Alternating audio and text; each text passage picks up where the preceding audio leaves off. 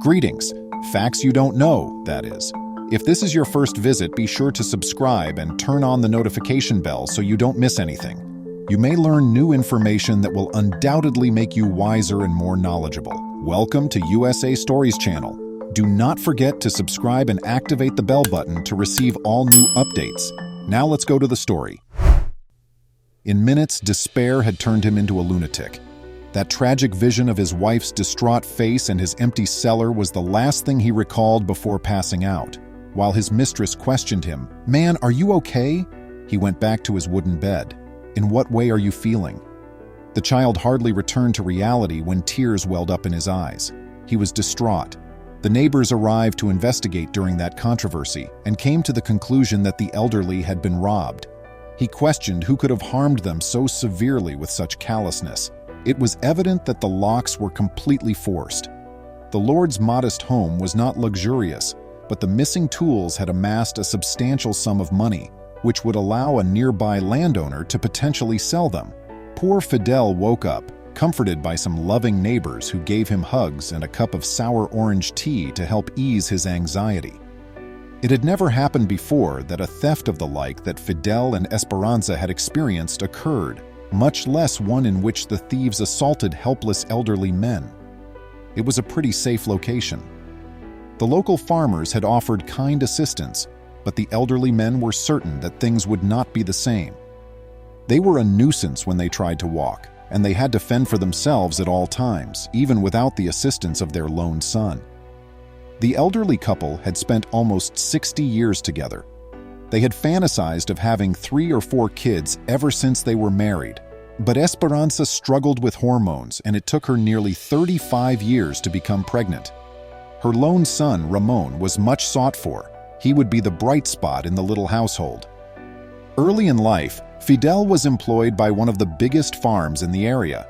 He was given the task of plowing the lush fields there, which yielded excellent crops of maize and beans.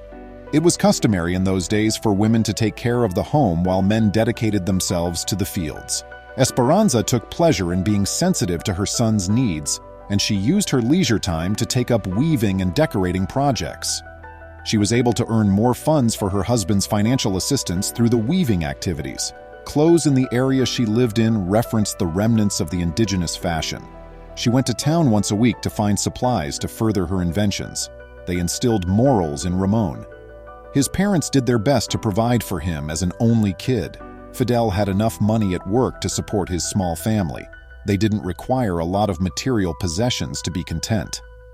Aside from his education, Ramon was responsible for bringing his father food during his early and adolescent years and was kind to them both. It's normal for certain discomforts to develop over time. Esperanza started complaining about her arthritis and then developed high blood pressure issues. Her spouse was constantly worried about his spouse's well-being. The couple decided it would be a good idea to have some storage in case of emergency, so they stored a chest with all of their funds for a year in an old closet in a secured corner. That heist also resulted in the theft of this money.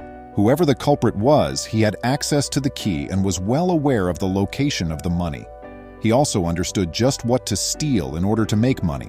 Fidel quit his work after realizing that he had to be with his wife in this scenario.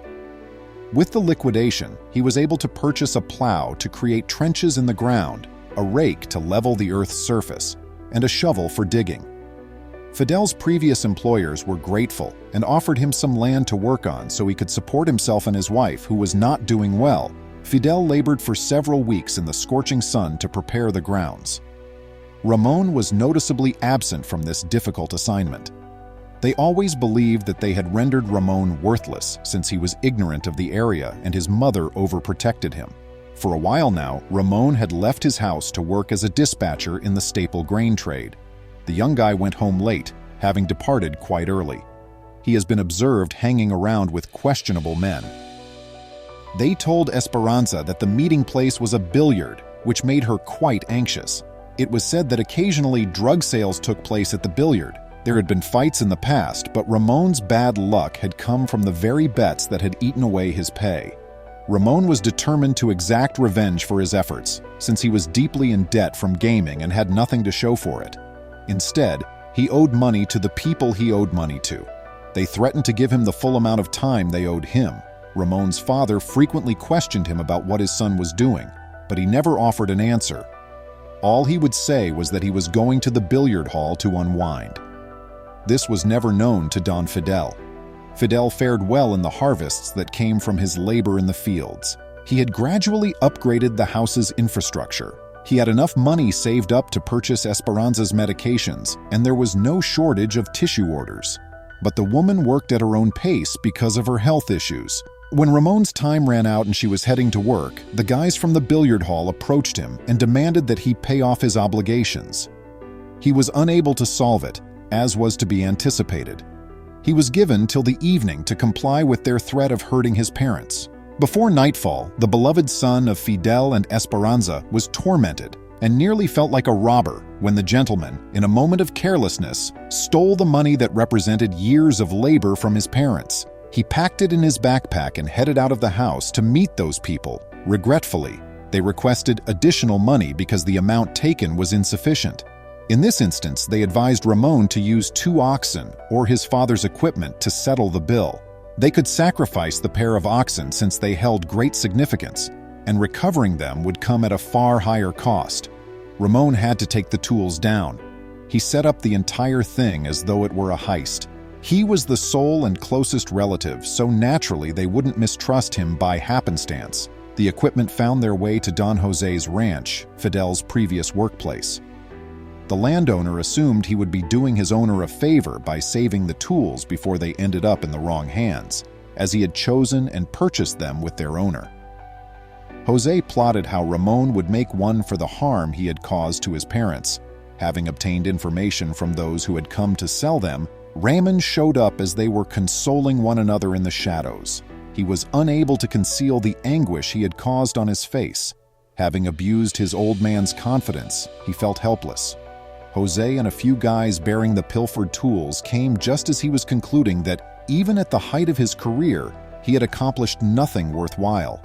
Everybody was staring at them. They had no idea why Jose had their belongings, thus everything was unclear at the moment. The elderly guy and his spouse grinned broadly and planted a kiss on each other. Ramon revealed his identity to Jose, and he confessed his crime to his parents. He realized that his carelessness had cost him nearly everything. The landowner suggested that Ramon use the work points he now had as payment for saving the tools. He would learn how to plow there, just like his father had done before. It would also help him get ready in case he inherited Don Fidel's holdings in the future. Everything was made clear once more. With tremendous humility, Ramon agreed to the terms of the agreement and pledged to work hard to be a nice man who would help his parents. Once more, the family was reunited, and this time, there were no secrets or falsehoods. With a passionate kiss and a firm handshake, the pair said each other farewell to this episode and vowed to support one another always. I appreciate you seeing.